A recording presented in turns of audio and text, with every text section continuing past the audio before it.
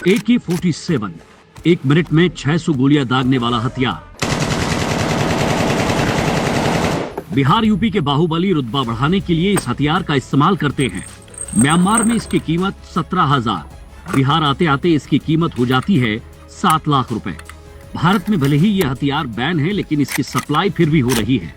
20 दिनों की पड़ताल में भास्कर ने AK-47 की कीमत, उसका रूट मैप और उससे जुड़े तस्करी के मॉड्यूल को डिकोड किया। पुलिस की case diary, army intelligence, BSF और पुलिस के टॉप अथॉरिटी से तस्करी से जुड़े कई इनपुट मिले। तारीख 7 मई 2024। बिहार के मुजफ्फरपुर जिले की पुलिस मलकौनी गांव में मुखिया के घर के पास से जमीन खोदकर AK-47 जब्त करती है। मुखिया के बेटे अनीश सहित हथियार तस्कर विकास और सत्यम को गिरफ्तार करती है। अनीश ने इलाके में रुतबा बढ़ाने के लिए इन्हीं से हथियार खरीदा था। जांच एजेंसी ने अनीश की उस थार को भी जब्त कर लिया जिससे वो AK-47 की डील करने नागालैंड गया था। मुजफ्फरपुर पुलिस की जांच में नागालैंड के दीमापुर में रह रहे हथियार तस्कर अहमद अंसारी के नाम का पता चलता है।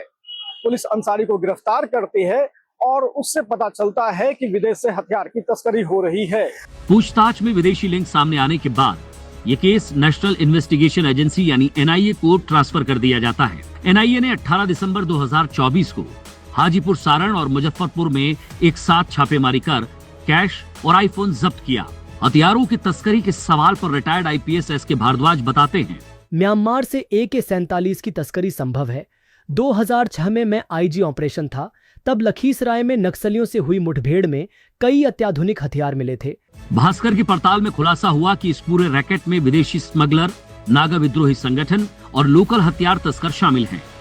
BSF की इंटेलिजेंस के मुताबिक अवैध हथियार म्यांमार से कालादान नदी के रास्ते मणिपुर के मोरहे लाए जाते हैं।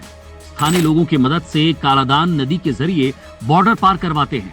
यहाँ से नागा विद्रोही संगठन नेशनल हाईवे के जरिए अलग अलग गाड़ियों में छिपाकर AK-47 के पार्ट्स दीमापुर पहुंचाते हैं।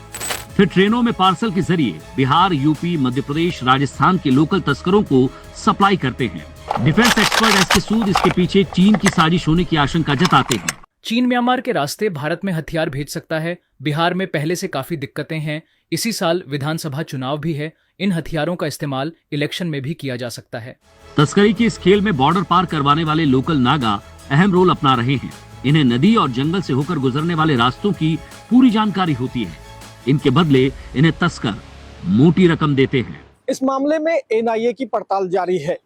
भास्कर के इन्वेस्टिगेशन में म्यांमार की लिंक मिली है। पड़ोसी देश में हथियार कहां से आ रही है, इसका खुलासा होना अभी बाकी है। अमित जायसवाल, दैनिक भास्कर, पटना।